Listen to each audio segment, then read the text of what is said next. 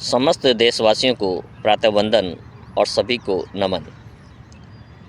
मित्रों, जिस दिन हमें ये एहसास हो जाए कि इस देश के अंदर केवल मेरा धर्म ही सर्वश्रेष्ठ है, तो हम निश्चित रूप से धार्मिक कट्टरता के शिकार हो गए।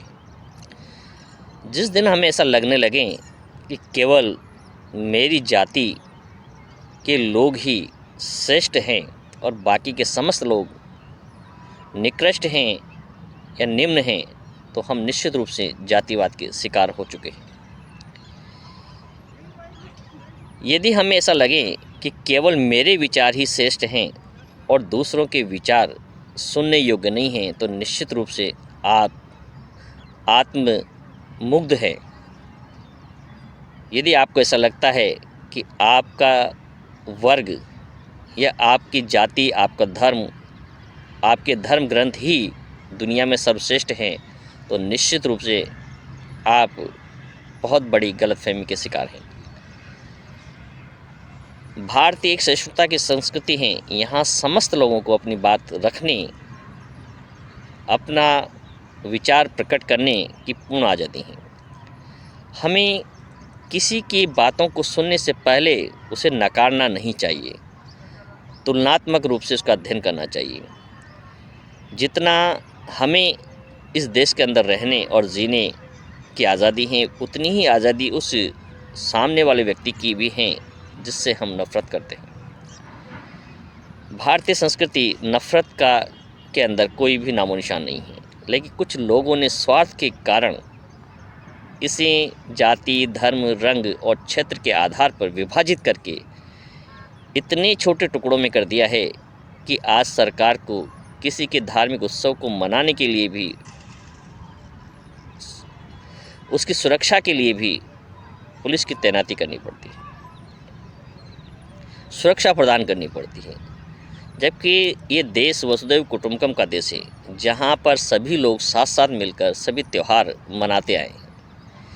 लेकिन आज कुछ लोग निजी स्वार्थ के कारण नफ़रत के बीज को इस प्रकार से बोने का प्रयास करते हैं कि लोगों को कपड़ों के आधार पर जज किया जाता है, लोगों को जाति के आधार पर जज किया जाता है, लोगों को उसके धर्म के आधार पर जज करके उसके अंदर नफ़रत के भाव पैदा किए जाते हैं।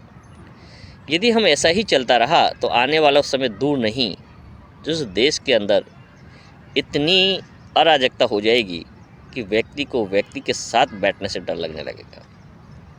तो आए हम इस सब नफ़रत को मिटाएं, इस जो भेदभाव का जो व्यवहार है इसे समाप्त करें और सभी समस्त नागरिकों को एक साथ रखें, एक साथ विचार करें कि किस प्रकार से हम अपने देश को आगे ले जा सकते हैं, भारतीय संस्कृति को जीवित रख सकते हैं और उसी स्थिति में पहुंचा सकते हैं जहां किसी ज़माने में भारत को विश्व गुरु कहा गया है। वसुधैव कुटुंबकम की संस्कृति है, इसे यदि जिंदा रखना है, इसे आगे ले जाना है, तो निश्चित रूप से ये नफ़रत के भाव हमें जड़ से समाप्त करने होंगे और इसकी शुरुआत सबसे पहले हमें अपने मन से करनी होगी। कोई भी धर्म कभी नफ़रत करना नहीं सिखा सकता है।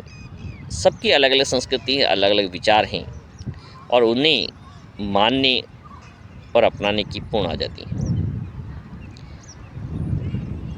हम आने वाली पीढ़ी को क्या देना चाहते हैं, ये इस पर हमें विचार करने की आवश्यकता है।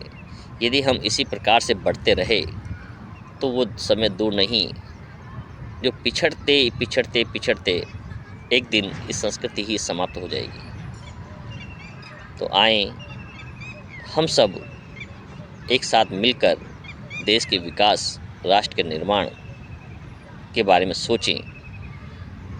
हो सकता है किसी के व्यक्तिगत स्वार्थ हों जिसके आधार पर वो लोगों को लड़ाने का प्रयास करें, लेकिन आप और हम यदि कहीं भी शिक्षित हैं, थोड़ा भी शिक्षित हैं, तो अपने शिक्षा का उपयोग सोच समझ के करें और अपने बच्चों को एक सार्थक और सही दिशा में ले जाने का प्रयास करें। तभी हम इस राष्ट्र के निर्माता बन सकते हैं, राष्ट्र को एक नई दिशा दे सकते हैं। सभी साथियों को नमो बुद्धाय।